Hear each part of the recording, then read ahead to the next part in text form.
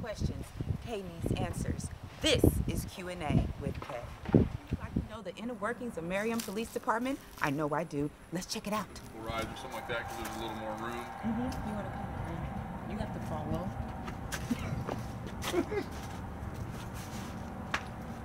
I like to upgrade it to they seem more comfortable. Well, you know, and the thing that worked against the police for so long before they went to these utility type vehicles, obviously fuel economy was a big problem. But by the time they discontinued the Crown Victoria and went to these, they're pretty much on par, so they don't use any more gas than the Crown Victorias did. So that was a big selling point. That is a good selling point. And then the other thing, obviously, around here you never know what you're going to get in the wintertime, so these have all-wheel drive. They're not four-wheel drive, they're all-wheel drive, which has come in handy the last couple of winters. What's the difference? I mean, you know, Well, four-wheel and all-wheel. I could pretend to understand, but my understanding, I mean, full-time all-wheel drive is just power is delivered to all wheels all the time. Four-wheel drive is something that you have an option of switching over. Yeah, and it's different. You know. So. This is nice. I'm glad you got. So when did you guys switch over to these? Oh boy. Has it been more than? It's been a couple years, hasn't it? Yeah, it's been three years probably. So I know the computer's right here in the middle. Can two ride in here? Yeah. Like that? Yeah, they can. I mean, it's not the most comfortable thing. I know. The problem with you know, the one problem, it's just like when you buy a house, right? Yeah. You get a vehicle that has more room, you got to cram more stuff in it. Right. And that's one thing, you know, about policing now is there are just so many tools used to do our jobs. And another example are these vest carriers that we wear. Right. Years ago, we went away from a more traditional uniform, which I still kind of miss, you know. There was a concern about this makes you look too military and this and that thing, but some of our smaller officers, they don't have enough real estate to carry all this gear, so this type of carrier is really more about practicality, you know. And I understand, especially you guys were mentioning about, you know, the climate with law enforcement and the militarization of police. Yes. That was a concern when we went to these because we didn't want to project that image, but it has a very useful, practical component. So, and all the cars are pretty much set up the same. I mean, we do that so that, you know, if an officer needs to drive a different car, obviously they're not fumbling around for different things. The only difference between these cars and our other patrol cars are, and I can show you this one. This is the only one of ours that doesn't have a partition or barring or anything on the window. But this one actually has a partition, which is around, we can go around to the other side because that would be the side that we would use to transport anybody. So there's only certain ones. So your car doesn't have it, you have to call them to come. Yeah, I mean, that supervisor's vehicle is the only one that does not. And this is what the transport compartment looks like. It's got hard seats so that people can't hide contraband or do things like that. They're easier to clean. Yes, they are easier. You know, if you've ever been unfortunate enough to have somebody throw up in your patrol car, it is not a good. You? Yes. And other things, you know. So does Ford put those in for you? We have a person in our public works department that is actually outfits all our cars. When we get these vehicles, they just come as a specially produced police package. It's called the Explorer police utility vehicle, but we have to put all of this stuff in. You do not want to be in here. Not a good place. Wow. And not very comfortable either. But you know what? If you're in here, you don't need comfort.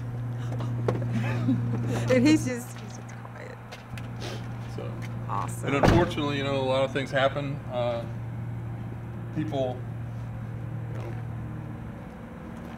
still continue to be combative and things like that, even after they're in a police car. I mean, nobody wants to believe it, and I know everybody believes what they believe, but you know, I've had people just do all kinds of things in a police car that you just wouldn't imagine them doing. But then again, at that point, they're not. Yeah, they're not being rational, and that's the thing is we all measure behavior on kind of a scale of rational. I see the lights are different, and it's because that's I'm gonna call it the big wigs car. That's the big wigs car over there. And I also see the difference with the stickers too.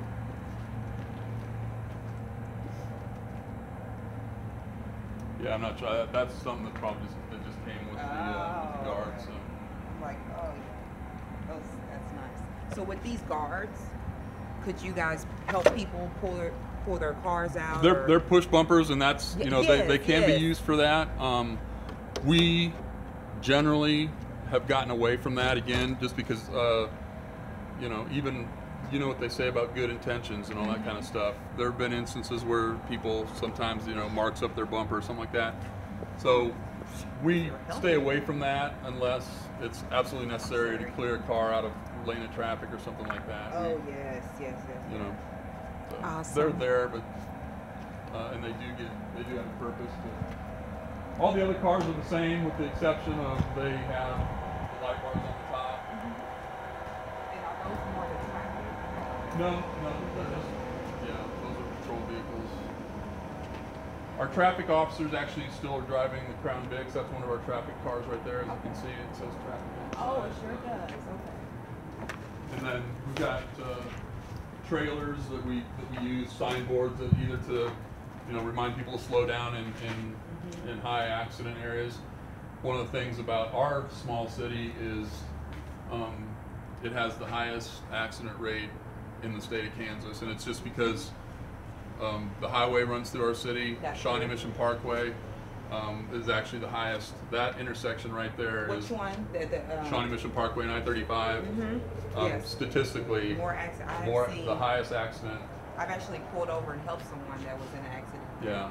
Yeah, it's very interesting that. Okay, so that's a hot point. What's another hot point? Basically, all the intersections, like this is number one. Number two, I believe, is the 75th Street intersection with I-35. Sure is. Shawnee Mission Parkway in Antioch, we have a lot because again, Shawnee Mission Parkway is a very heavily traveled traffic way. It gets really tight where the dealerships are, and I love that sign there that you put. Just be alert. Get off your phones. Stay off your phone. And please do.